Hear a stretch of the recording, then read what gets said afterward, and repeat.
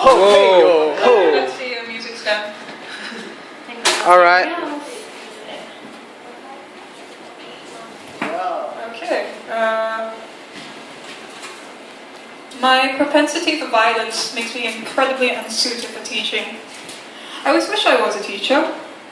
I don't know the secret.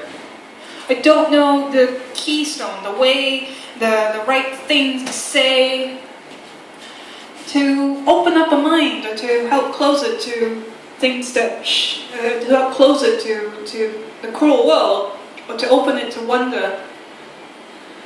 How does this work? I want to ask, how does this work? Charlene, will you teach me? Will you teach me how to teach? Will you teach me how to say? Will you teach me what to sing? Will you teach me? Show me. Help me.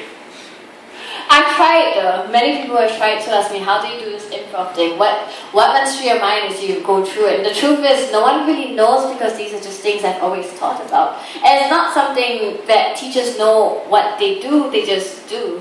And it's not something that you learn how to do, it's just something you've been taught not to do. And the only reason we become teachers is because we learn how not to be a teacher. These people who confine you into the confines of that box, try and squeeze you in and squeeze every single juice of you left, forgetting that you have pulp that you want to give, that you have bulk that you want to build up. And they leave you behind on the strainer. And they forget that these things that form the strainer interweave into netted webs, catch on to other thoughts that were left out in the fields where you were counting spiders, counting their webs. They pulp your heart, they pulp your courage, they take away the things that make you who you are. And you feel your heart hammer, and you feel, is this what it means to be alive? You're not sure, because it's something you've never been taught. It's something they take away from you in school. It's something they take away from you in your childhood from TV, or when you watch the people on TV and you think, how do I live like that? How do I be like that? Teach me, I cry. Teach me, I try. I come up on stage, I look at the lights, the LEDs flicking, the people speaking, the people drinking, and I wonder, and I don't know how. Someone tell me how to manage this hammering in my chest, this pooling in my gut, this crossing of my knees. And we try, we build.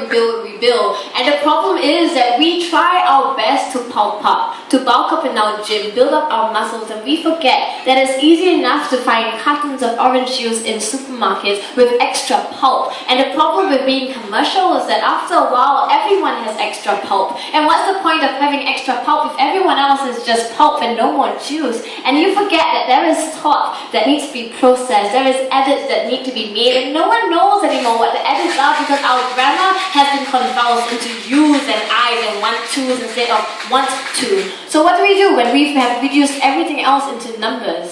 When we reduce everything else to numbers, prices on the supermarket shelf, when you can buy pulp off the shelf, pulp to replace what was left inside of you, when you don't know what to do.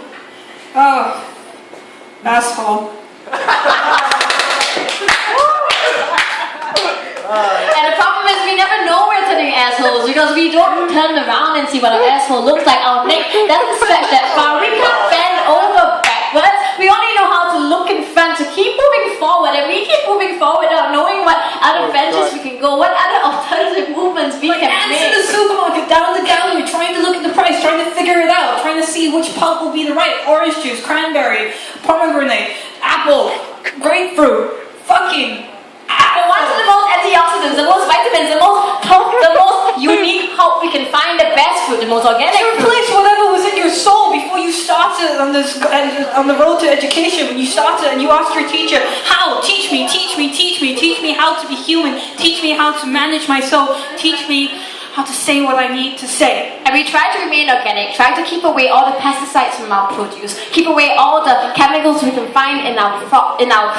But that doesn't work that way because there will always be chemicals finding their way down to our valleys, into our canals, and straight into our soil.